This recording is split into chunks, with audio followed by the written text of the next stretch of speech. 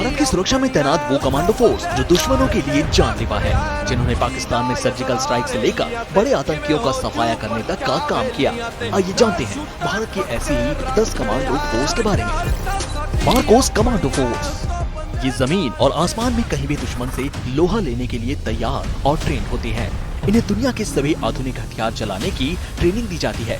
Marcos commando ने देश में कई बड़े मिशन किए हैं, जैसे operation cactus, operation Leech, operation Pawan, Kargil युद्ध, operation Black Tornado, operation Cyclone. NSG commando force जब भी देश में बड़े आतंकी हमले हुए हैं, चाहे वो 26/11 हो या फिर अक्षरधाम मंदिर पर हमला हो, एनएसजी ने ही आतंकियों को ढेर किया। ये वीआईपी सिक्योरिटी, हाईजैकिंग रोकने, बम का पता लगाने जैसे अन्य कामों में भी तैनात किए जाते हैं।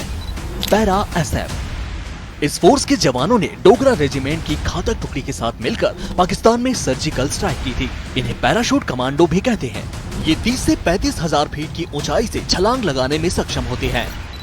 गरुड़ कमांडो फोर्स ये भारतीय वायुसेना की जानलेवा कमांडो टुकड़ी है। इनका मुख्य काम air assault, air traffic control, close protection, search and rescue, आतंक रोधी अभियान, डायरेक्ट एक्शन और एयरफील्ड्स की सुरक्षा करना है।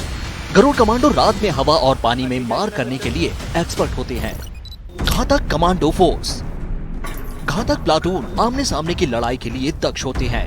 जब कोई खास मिशन होता है तो कुछ बटालियन में से चुस्त, ताकतवर और घातक सैनिकों को तैनात किया जाता है। पाकिस्तान में हुई सर्जिकल स्ट्राइक में पैरा एसएफ के साथ इसी टुकड़ी ने हमला किया था। कोबरा कमांडो इन्हें गोरिल्ला ट्रेनिंग और नक्सल वॉरफेयर के लिए ट्रेन किया जाता है। इन्हें दुनिया की बेस्ट पैरा मिलिट्री फोर्स में गिना जाता है।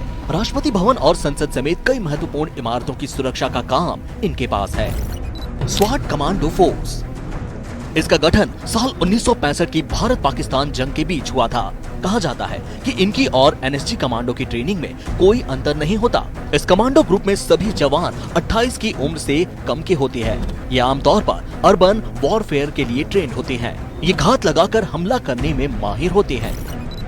SPG commando force SPG commando force बनाने की वजह थी साल 1984 में प्रधानमंत्री इंदिरा गांधी की हत्या। इनका मुख्य काम होता है प्रधानमंत्री की सुरक्षा। ये अक्सर सूट बूट में दिखते हैं। सूट के अंदर कई तरह के हथियार छिपे होते हैं। हाथ में क्लोज कॉम्बैट के लिए एक असॉल्ट राइफल होती है। इनके पास करीब 1 दर्जन हथियार होते हैं।